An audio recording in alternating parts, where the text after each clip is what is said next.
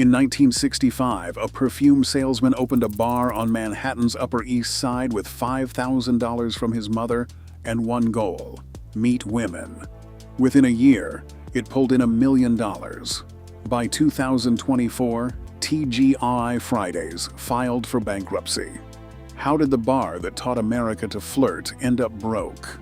The answer starts not with the restaurant, but with a world where women had almost nowhere to go. In the early 1960s, public drinking in America was a heavily gendered, male-dominated ritual.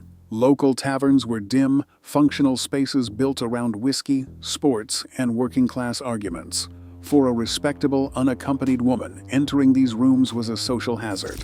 Many establishments enforced strict policies refusing service to unescorted female patrons, effectively locking them out of public nightlife. But as second-wave feminism took hold, young women began demanding the freedom to define their own relationships, careers, and leisure.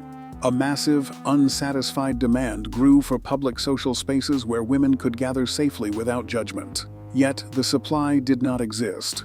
The person who eventually realized how to fill this gap was neither a seasoned businessman nor a visionary fighting for equal rights. Alan Stillman was a 27-year-old perfume salesman working on Manhattan's Upper East Side. He had no restaurant experience, but he had a clear objective. He wanted to meet women. The neighborhood housed thousands of young, single flight attendants, yet no local establishment catered to them. In early 1965, Stillman bought a modest neighborhood joint called the Good Tavern at 63rd Street and 1st Avenue. He funded the acquisition with $10,000, consisting of $5,000 from his own savings and $5,000 borrowed from his mother. He gutted the dive and rebuilt it, adding a blue exterior, striped awnings, bent wood chairs, faux Tiffany-style lamps, and potted ferns. Reopening on March 15, 1965, as Thank God It's Friday, the venue offered burgers, fries, sweet cocktails, and athletic waiters. This was a deliberate, numbers-driven social engineering strategy. Within a week of opening, the sidewalk outside became impassable. Stillman had to install velvet ropes and borrow a neighborhood police officer just to manage the crowd. This was likely the first time in American history that people queued on the street to get inside a bar. The crowd itself was overwhelmingly female. For the first time, young women occupied a public tavern on their own terms, turning the space into an open cocktail social mixer, essentially the Tinder of 1965. The formula was an instant financial juggernaut, generating $1 million in its first year. To sustain this momentum, Stillman codified a new promotional playbook. The bar pioneered early evening happy hours, introduced ladies' nights, and paired sweet, high-margin cocktails with a full kitchen menu of chicken wings, ribs, and onion rings.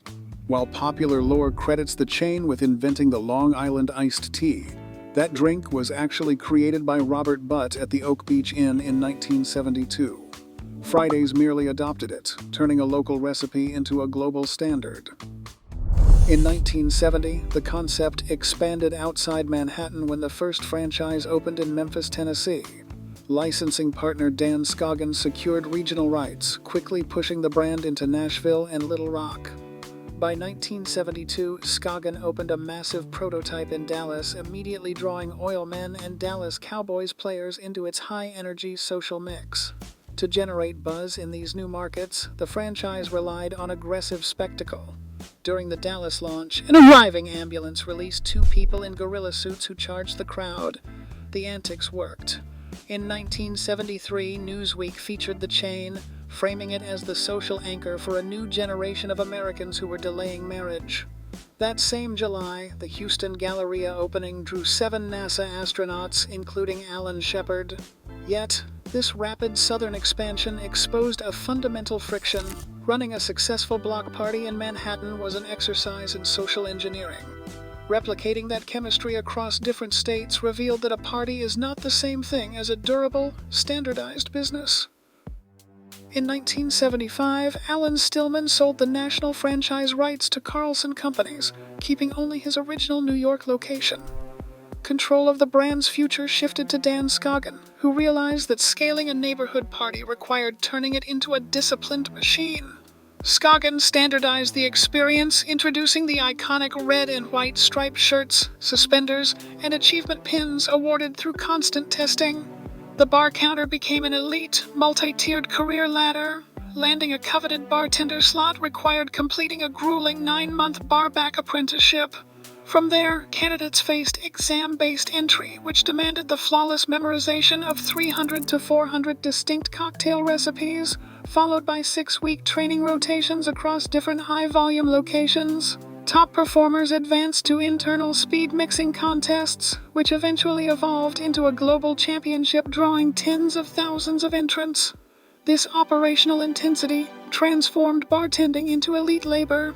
In an era when a standard cocktail cost only $1, a skilled bartender could pull in $300 to $500 in cash tips per shift, turning a casual food and beverage job into one of the most lucrative service roles in America. In 1988, this rigorous training culture became a global phenomenon. Touchstone Pictures hired John Bandy, a celebrated Fridays champion, to train Tom Cruise for the movie Cocktail. Bandy taught Cruise the exact bottle flips, shaker spins, and synchronized choreography honed on the Fridays bar line, turning flair bartending into a mainstream American myth. The film's success cemented the brand's identity, but its real triumph was defining a new business category. Fridays occupied the space between fast food and full service, establishing the modern casual dining sector. As the original baby boomer clientele aged, got married, and moved to the suburbs, the brand transitioned with them. The high-energy singles mixer matured into a default middle-class meeting place, securing a permanent spot in the American subconscious with references spanning from The Simpsons to The Sopranos. During the 1990s, the company exported this casual dining format worldwide, expanding into Europe, Asia, and South America. In November 1997, the brand opened on Moscow's Novi Arbat, where securing a table became an instant status symbol for Russia's new wealthy elite. By 2008, the empire reached its financial peak, operating over 600 U.S. locations and generating $2 billion in system-wide revenue. Even as late as autumn 2009, a high-volume location in London broke the company's all-time weekly profit record.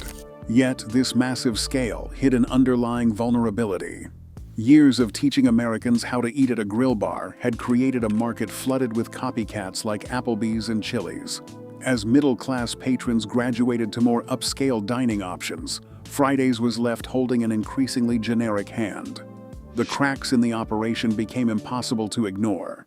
In 2013, state regulators launched Operation Swill, finding multiple New Jersey locations swapping premium top-shelf liquor with cheap, low-grade alcohol.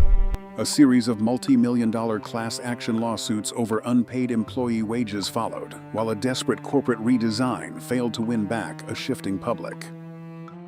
In 2024, the collapse accelerated. The chain shuttered 50 United States locations before sliding into external administration in September, followed by a Chapter 11 bankruptcy filing just 2 months later.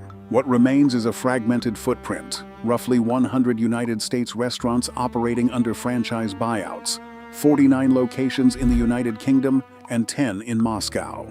Only Dubai remains an outlier, thriving in a premium tourist market.